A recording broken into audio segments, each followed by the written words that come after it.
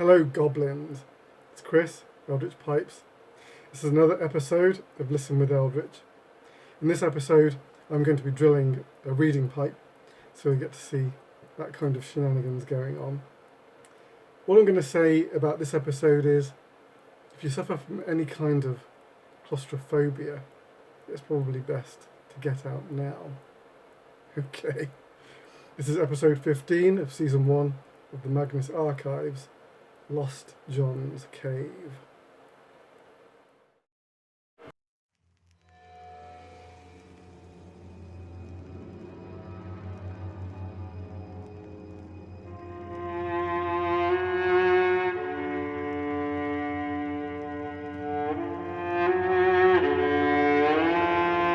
Rusty Quill presents the Magnus Archives.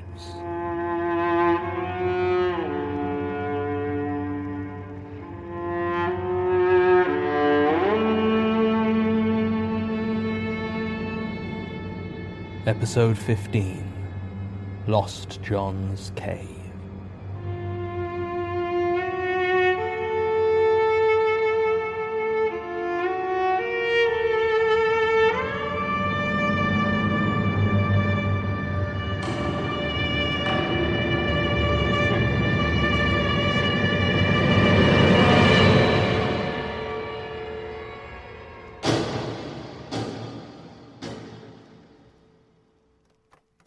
Statement of Laura Popham regarding her experience exploring the 3 counties system of caves with her sister Elena Sanderson. Original statement given November the 9th, 2014. Audio recording by Jonathan Sims, head archivist of the Magnus Institute, London. Statement begins. Caving has always been one of my hobbies. My main hobby, really. All the equipment can get quite costly after a while, and I don't earn enough to have more than one expensive activity like that in my life. Elena, my sister, came along with me on a trip a few years back. She'd lost her job and her house in quick succession and was staying with me. I thought it would cheer her up. It did, and we've been doing it ever since. Stupid idea, really. I wish I'd left her crying on the sofa. At least then she'd still be alive. We didn't really have the money to actually go potholing all that often, so I spent a lot of time reading and planning and just looking at stuff online. We averaged maybe a cave a year. Elena was never quite as into it as I was, though. Don't get me wrong, she was no claustrophobe, and I wasn't forcing her to follow me into the darkness on threat of a family rift, but she mainly enjoyed the climbing, and I always ended up going a little bit deeper than she wanted. I think, to be honest, she would have preferred to get her exercise under the open sky, or, failing that, in an above-ground gym. Maybe we should have tried cliffs or a climbing wall, but caving was our thing. It had helped her when she was in a bad place, and she knew how much I loved it. She also wasn't too keen on the scrapes and bruises you always get on expeditions. She used to joke that it felt like the earth itself was trying to kick her ass. If only she had known. We did have fun, though, and she always chose to come along. I never forced her to be there. I never did that. We'd done some of the 3 counties cave system before, a short trip of only a couple of hours into the Riftpot Caves. The whole system is huge, though. I mean, there's a reason it's called the 3 counties system, so there was plenty more to explore, and we'd had so much fun the first time that I wanted to try it from a different angle. We were going to go in through the Death's Head Hole, then travelling through Lost John's Cave as far as Gavel Pot before heading back. The prospect of this excited me, as in order to travel between Lost John's Cave and the Gavel Pot system, we were going to have to do some cave diving. I had never done cave diving before, and neither had Elena, although she told me that the prospect spooked her less than some of the squeezes we'd have to do to get there. We made all the arrangements, got our permits in order with the CNCC, and had my husband, Alistair, note down all the details in case anything went wrong. You never go caving unless someone knows where you're headed and what your plan is. I had also done as much research into our route as possible, as I had no intention of straying from the well-explored, thoroughly charted caves. I was never much of a pioneer, if I'm being honest, and I was happy to stay to the main route. No, What I used to love about caving was the feeling of being deep inside the earth, the cold, solid walls folding in around me. It always used to feel like they were keeping me safe, though it doesn't feel like that anymore. It was Saturday, June 14th we went. I had taken the Friday before off work to prepare and was planning to spend Sunday nursing well-earned bruises. Elena and I drove up to Lancashire, towards Death's Head Hole. I live in Manchester, so it wasn't too long a trip. We parked up at Lech Fell, the closest you could legally park. I was surprised to see that we were the only ones there when we arrived. It was a sunny day in late spring, and the weather was meant to be clear for days, with no chance of rain making the caves too dangerous. It was a perfect day for caving, but it seemed we were the only ones taking advantage of it. Death's Head Hole is not nearly as impressive or intimidating as its name suggests. If you didn't know what you were looking for, you might end up missing it entirely. When we went, much of it was covered in wild plants and bracken. It was barely larger than we were, and I remember at the time the phrase, "a perfect fit," came into my head unbidden. Still, the resin anchors were in good condition, and we hooked up and descended our ropes without incident, despite a few unexpected twists in the pothole. It was a bright day, and it was almost noon when we went down, so the light filtered a lot further in than I would have expected. It was some time before we had to turn on our headlamps, but eventually we did so. By the time we hit the bottom, there was none of that sunshine left to be seen, and the silent darkness of the cave swallowed us. Beneath our feet, the gentle waters of the underground stream ran their course, as they had for thousands of years, undisturbed by the rough tread of humanity, and we followed them. It was a much gentler descent than that which we had come in with, but it was very slippery, and I was glad to have invested in a waterproof map case, although it made it slightly harder to read at times. Elena stood back to let me have my ritual. There was something I always did when I first entered a cave, and that was to take a moment to turn off all the lights and place both my hands upon the cold, earthen walls. I remember once, when I was a child, we went on a school trip to White Scar Cave up in Yorkshire. It was a lovely, safe, accessible cave, and was absolutely beautiful, which I suppose is why it was popular for such trips. After we'd been down there for a few minutes, the guide led us much deeper, and told us to stand very quietly. She turned off the lights to show us children what true darkness is like. I had never seen anything like it. It was such a pure black, so encompassing, and in the warmth of the underground I found myself full of a joy I've never forgotten. Even among a class of 30 schoolchildren, I felt like the only presence that mattered was the cave. Ever since then, I would always take a moment on any potholing trip to do the same, and feel again that utter darkness, with no sound but the gentle flowing river and my own breathing. I don't think it's an uncommon practice, actually, but I rarely went caving with anyone other than Elena, and while she indulged me, I don't think she ever really got anything out of it. We turned our lights back on and began to head deeper into the cave. I had a map, which we began to follow as closely as we could. I'm quite experienced in these things, but even I find it hard sometimes to match the irregular lines and angles of the underground passages to the often abstract shapes written into the map. There were several junctions that were significantly smaller than the map would seem to show, and the point of entry into Lost John's cave was what we would call a squeeze. It wasn't on the map, but it seemed to be the only way through. Now, most passages you find yourself travelling through when caving are much smaller than would normally be comfortable for people to move through. After all, they were eroded by often tiny streams of water and minor tectonic events, so accommodating humans was never high on their list of priorities. A squeeze is something different, though. A squeeze can be a hole less than a foot wide, sometimes going on for a long way, the rock pressing in on all sides of you and your helmet banging whenever you try to turn your head. In a particularly bad squeeze, there are parts where the walls and ceiling are so close that you can't move your arms or bend your legs to push forward, and you just have to squirm your way to the other side like a worm. This was a particularly bad squeeze. Near the end, it got so bad that if Elena hadn't gone in first, I would have told her to go back and forget Lost John's cave. About halfway through, I realized that it was far tighter than I had imagined. I called ahead to make sure Elena had made it out okay. She called back, told me it was a hard one, but she was fine. I wanted to answer her, but by that point the rock was so close around me it was stopping me from doing anything but holding my breath and willing myself forward. A hand grasped me firmly on the shoulder and pulled me through. Just like that, I was out. Elena gave me a smirk as if to comment on the fact that she had made it through unassisted and I, the true cave aficionado, had needed a hand. I wanted to shoot back some pointed comment about her being more slender than me, but by the time I had got my breathing under control again, the anger had died down and I managed a weak smile.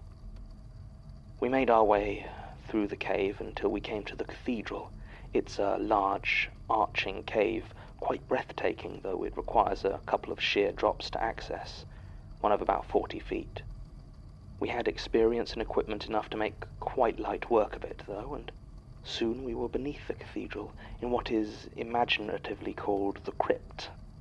We stopped here for a rest and a bite to eat, and Elena told me an interesting thing about Lost John's cave. While I had been concerned with finding maps and as much information as I could on getting through, she told me she had been looking into the history of the place. She said everyone puts the apostrophe in the wrong place when talking about Lost John's cave. As the story goes, it was two men, both named John, who were the first to delve deep into the cave. They went too far, though, and their candles had gone out. They lost their way together in the sprawling labyrinth of tunnels and never emerged. Elena said she thought it was quite sweet in a strange sort of way, and joked that if she ever got trapped underground, she'd want it to be with me. I smiled and nodded, though secretly the thought appalled me. It wasn't at the thought of being entombed down there. At the time it didn't seem like such an awful fate, but the thought of having to spend my last days with Elena was a bit too much. I'm sorry, that's a horrible thing to say about the dead. I loved my sister, and I loved spending time with her, but to be lost beneath the earth is such an intensely private thing. Maybe she realized that at the end. After our brief stop, we made our way down through the dome. It was beautiful, and this was the part that I had been dreading, as all the experienced cavers I had talked to had said that this was the hardest descent. It went easily. Very easily, actually, and at the time I remember getting a weird feeling, like I was being swallowed. Finally, we made it through the shale cavern and into the master cave. As we stood there, I felt anticipation and trepidation in equal measure. Before us lay the passage filled with the still water of the sump. We were about to have our first cave dive. I had always been told by experienced cave divers that you never judge the distance correctly. The first few times you try to surface, you will always hit your head on the stone above, so it's best to try and not be too alarmed by it. I reminded Elena of this as we got our equipment ready, and she told me she remembered, and then surprised me by asking to be the first one to go through, saying something or other about conquering fears. I said yes, why not, and let her go through. As I stood there alone, waiting, I began to feel something I had never before felt this far underground. I began to feel uneasy. It was as silent as it had ever been, but there was something else there beneath the silence, almost like a whisper. I shook the feeling off when it came time to follow Elena and dived into the pool. It wasn't far to the junction which would lead us onto the gavel pot. I pressed myself through the narrow space, half swimming, half climbing, until I thought I had gone far enough and attempted to surface. Clunk. My helmet hit lightly against the roof of the tunnel. Fine, that was as expected. I kept swimming another few meters and tried again. Clunk. That gave me a nasty shock, as I should have been well past the end of the first tunnel. I kept going until I reached the end of the subterranean waterway and went towards the surface. Clunk. I started to panic. Was this a dead end? There was no further I could go. Where was Elena? She couldn't have come back past me. The tunnel was far too narrow. In desperation, I tried to come up one more time. I broke the surface to see Elena laughing to herself. and holding a rock over the part of the water where I had been trying to emerge. I swore at her violently, not sure whether to hit her or join in her laughing. She apologized, but said she had seen the rock and couldn't resist, as I was always going on about the helmet banging on the roof. I sat there, suddenly drained. The adrenaline of my panic seemed to have sapped much of my energy, and I think my sister could see that, but she didn't press me to go on. We both knew that the passage through from this junction to the gavel pot itself was a much longer dive, and neither of us was really up to it.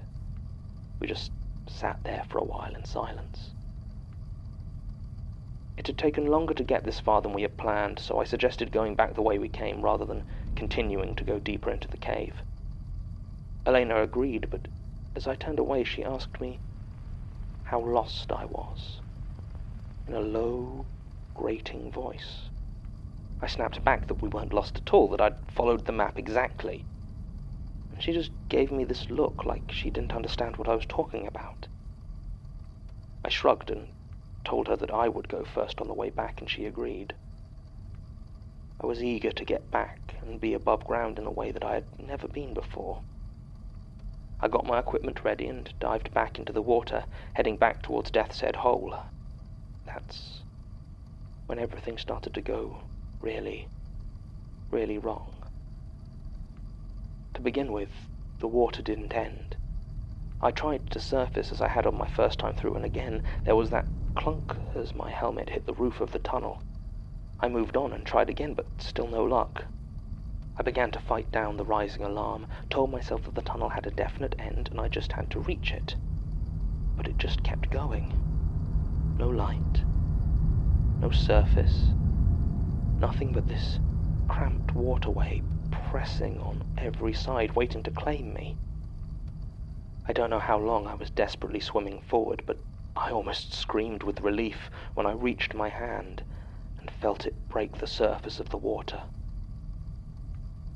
It wasn't the cave I expected. What stretched before me was a tunnel even smaller than the waterlogged one I had left. I scrambled forward into it, not because I wanted to go on into that unknown passage, but because I was worried about Elena being able to get out of the water behind me. I must have taken a wrong turn, except that didn't make sense. I hadn't turned at all, and more than that, there weren't any turns or junctions in this part of the cave. I had checked all the maps of this area over and over, and they all put it as a straight line. I waited, wanting to talk to my sister when she surfaced and discuss where to go from here. She didn't emerge. I don't know how long I lay there. It was too cramped to check the time, but it felt like hours. I wanted to go back and check, but I couldn't even turn around to see. I just waited for a splash that never came. I decided to go on, press forward until I at least found somewhere wide enough that I could turn. As I crawled on, I scraped against the jagged rocks until I felt them pressing into my bare skin where my clothes had ripped. I can deal with it when I'm out, I kept thinking, but the passage just got smaller and smaller, until at last I couldn't move any further. I finally accepted that I was going to have to try and squeeze back the way I had come without even turning round. I started to shuffle backwards, and my feet touched against solid rock. The tunnel was gone.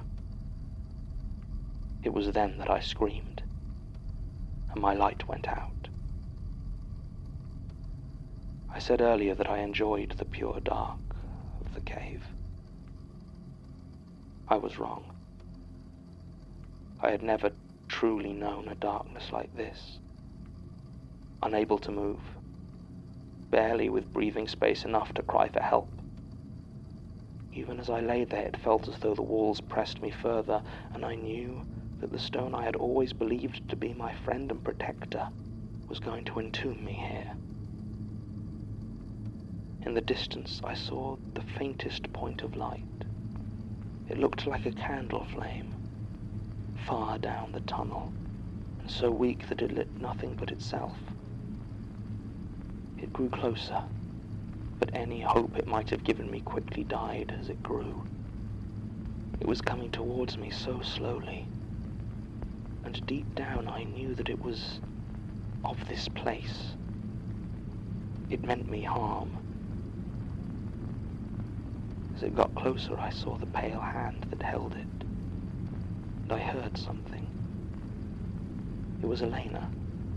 It sounded far off and muffled, but I was sure she was calling for help. I shut my eyes for all the good it did in that place, and tried desperately to will it all away. When I opened my eyes again, the light was still there, but it had changed somehow. It seemed brighter, and as I looked, I realized it was no longer coming from a candle. I could hardly believe it, but it looked like daylight. With every last ounce of strength I possessed, I pushed myself forward. Had I been climbing this whole time? My clothes were ragged and torn, my skin scraped and bloody, but after nearly an hour, I broke onto the surface through a small opening, not in any of the maps.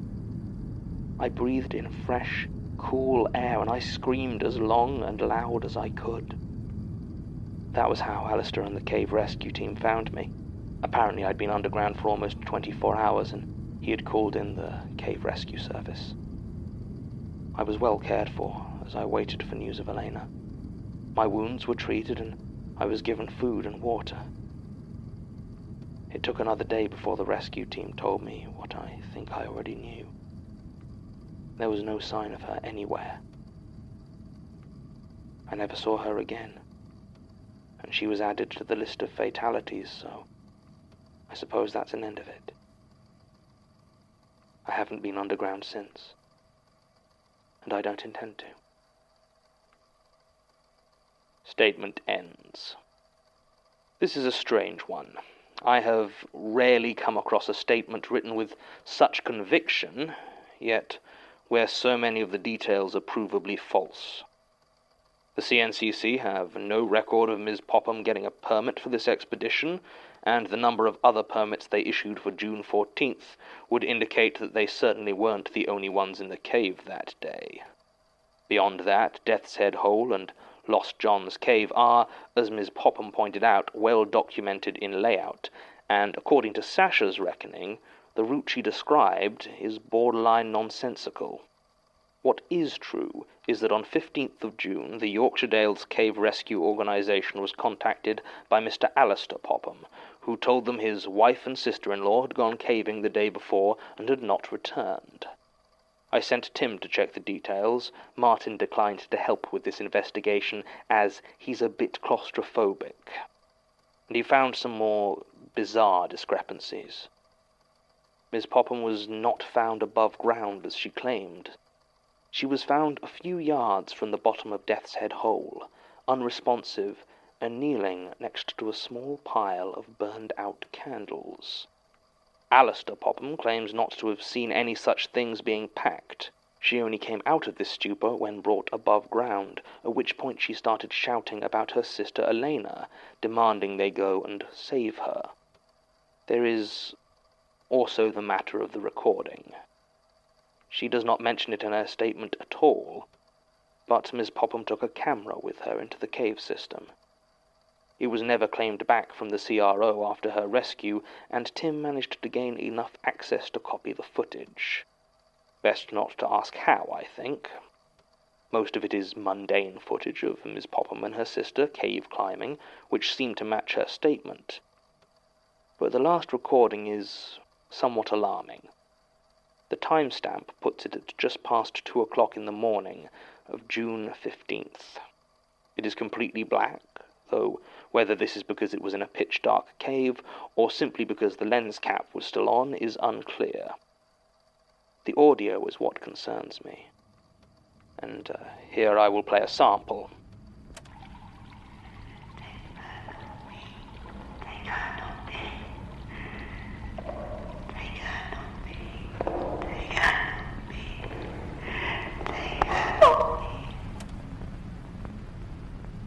The video is 2 hours and 43 minutes long, and the audio remains consistent throughout.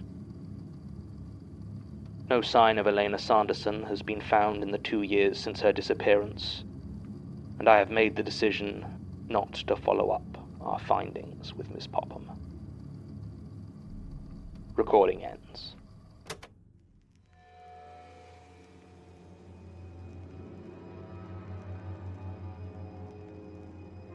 The Magnus Archives is a podcast distributed by rustyquill.com and licensed under a Creative Commons Attribution Non-Commercial Share-alike International License. Today's episode was written and performed by Jonathan Sims. It was produced by Alexander J. Newell and Murray Porter, and directed by Alexander J. Newell. To comment on episodes, make donations and view links, images, videos, and show notes, visit rustyquill.com. Rate and review us on iTunes, visit us on Facebook, tweet us on Twitter @TheRustyQuill, or email us at mail@rustyquill.com. Thanks for listening.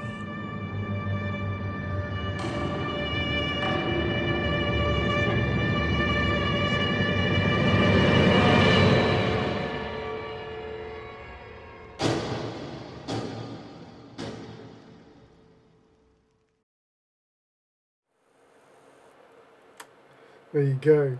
Hope you enjoyed that. I just really enjoyed the oppressive feel of that episode. I thought it was really well done. Okay, barring flood or fire, we'll be back next week for episode 16. Until then, take it very easy. The Loyal Pipe Maker.